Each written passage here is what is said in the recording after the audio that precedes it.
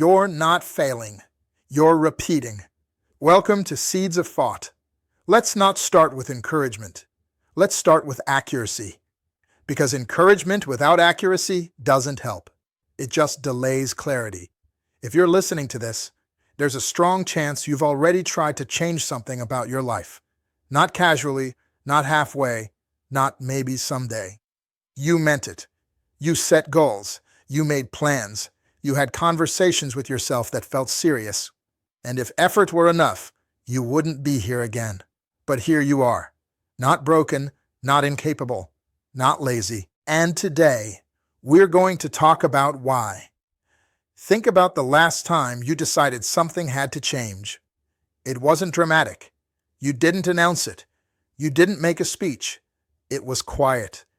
A moment where you saw your life clearly, where you noticed the drift, where time felt heavier than usual. You saw patterns you couldn't ignore. You felt the cost of staying the same. And you thought, this can't keep going like this. That moment matters. But what happened next matters more. Because nothing collapsed. No crisis followed. No emergency forced action. Life just continued. And slowly, urgency softened. Not because the problem disappeared, but because normal returned.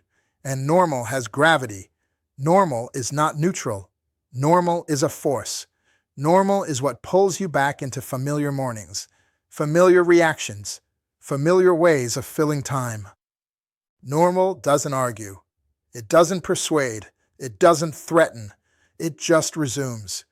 And most people mistake that return for failure. It's not. It's default. So then you begin to think motivation is the problem. Most people explain what happens next the same way. I lost motivation. I didn't stay disciplined. I fell off.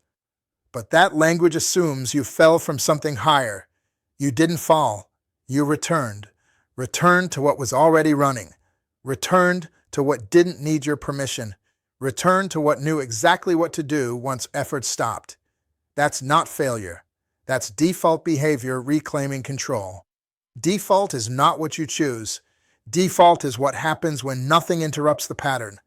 Not when you're inspired, not when you're scared, not when something forces change.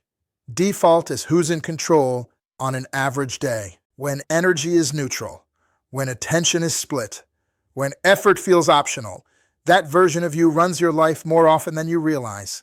And here's the part most people miss. That version of you is not weak. It's trained. And training often goes unnoticed. You don't decide your life from scratch every day. You follow tracks. You wake up and your body already knows what to do. You open apps without choosing to. You respond the same way to stress. You avoid the same conversations. You delay the same actions. Not because you decided again, because momentum is already in motion. And momentum doesn't ask permission. And this is why goals can't compete with default. Goals feel powerful when you step outside the system, when you pause long enough to see the big picture, when clarity is high, when emotion is sharp. But the system never pauses. Your calendar keeps running. Your environment stays the same. So the moment clarity fades, the system resumes control. That's not pessimism. That's mechanics. So here's the quiet rule that runs human behavior. You are not guided by what you want. You are guided by what is already set up to happen. What's nearby? What's familiar? What requires the least resistance? That's not laziness. That's efficiency. Your brain is designed to conserve energy. It chooses the known path unless something stronger intervenes. And intention is rarely strong enough. So you may be wondering why you keep ending up where you started. Different goals, same frustration.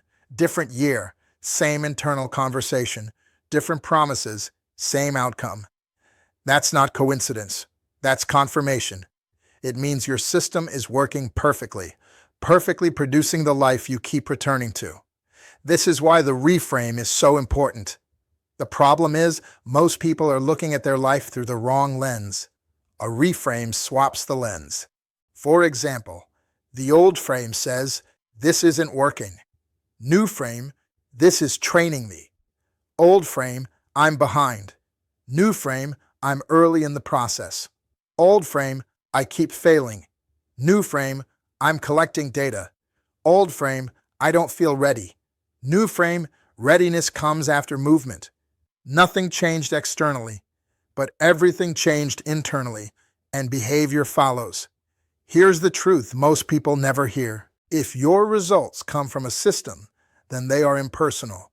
They are not proof of who you are. They are proof of what's running your life. And that means change doesn't require becoming someone else. It requires changing what's in control. Now that's a completely different game. When people sense this problem, they almost always respond the same way. They push harder, more effort, more intensity, more pressure. But effort is temporary. Eventually, you get tired. Eventually, attention slips. Eventually, life demands energy elsewhere.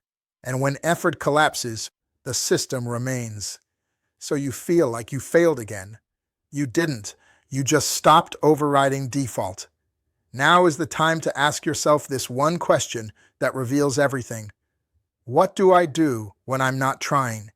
Not when you're focused, not when you're motivated, not when someone's watching, but when you're alone, when nothing feels urgent, when no one's tracking.